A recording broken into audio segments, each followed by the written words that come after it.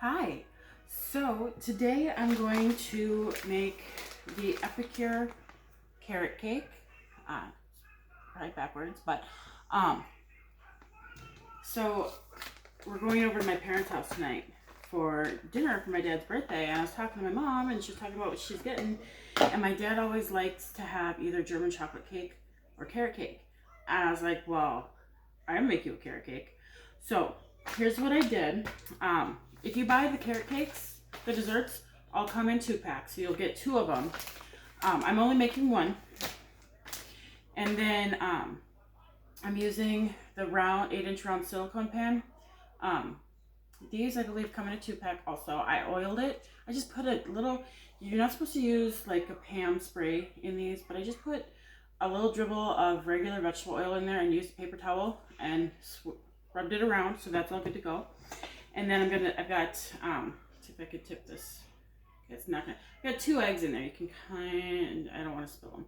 2 eggs in there. I'm gonna whisk that with my 3rd cup of vegetable oil. I think it just says oil, but generally with the cakes, I go with like a vegetable oil, canola oil type thing. So we'll whisk those together, just a couple of seconds, couple of whisks to make sure my yolks are broken up there. And then I've got a 1/2 cup of crushed pineapple. Now that's, I don't know if you can even buy small cans of crushed pineapple. There's way more than that in the can. I just have it in the fridge, and I will use it. I'll mix it with some yogurt or some cottage cheese for a super yummy snack. Or if my husband gets a hold of it, he'll make drinks out of it. So you got that all together. And then we're going to pour in our mix and our 2 cups of grated carrots, shredded or grated carrots.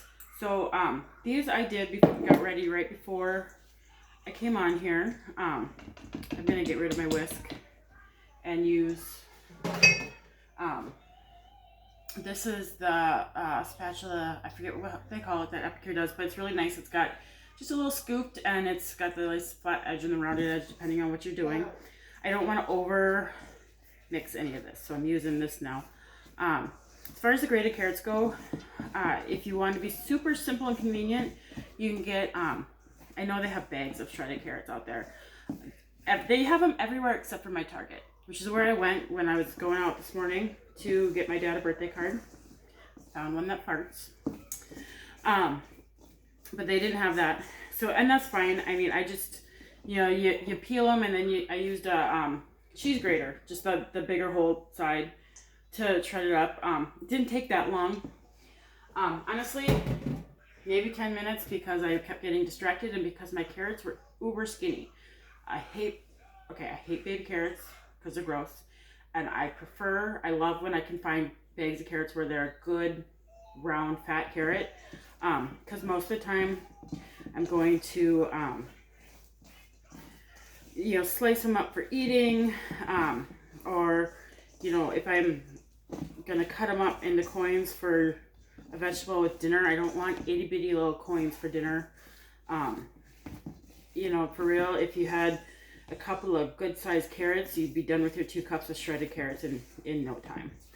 But that's okay, because I've got a dog that likes to eat carrots, so I let him have all the little scraps that I had, all the little ends that I don't want to shred, because I don't want to shred my finger.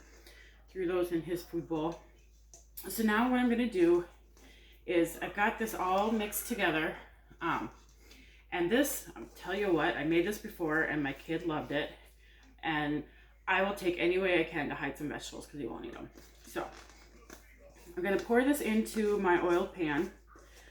If you were to do, this just makes a nice 8-inch cake. If you wanted to do a layered cake, then you would use both packets and both pans. So here's the thing. And this, I'm still getting used to baking with gluten-free stuff. These are, here's the other packet. So I'll hold that up for you. These are gluten-free. It is, I don't know if you'd be able to, well, it'll be backwards, but if you read the ingredients on there, It's rice flour, organic cane sugar, chickpea flour, spices, baking soda, and sea salt. And so here's the tip that I was given for gluten-free baking is to, and there's that carrot cake, is to let it sit for like 20 minutes or so. Because, so Alexa, set a timer for 20 minutes, please. 20 minutes, starting now. The gluten is a protein in wheat flour or in wheat, and so that's what's going to help it do its thing when you get regular bread, regular cake. It's just, and there's so much better. I tried to eliminate gluten because of a minor wheat allergy 20 years ago, and gluten-free stuff was awful, ridiculously expensive, and yucky. I've made one of these before. It was so good. Oh my God. So I'm gonna let this rest for about 20 minutes, and then I'm gonna do it in my microwave. And one other thing I've started doing is putting just a plate underneath. I mean, these are pretty sturdy, but it's gonna be hot.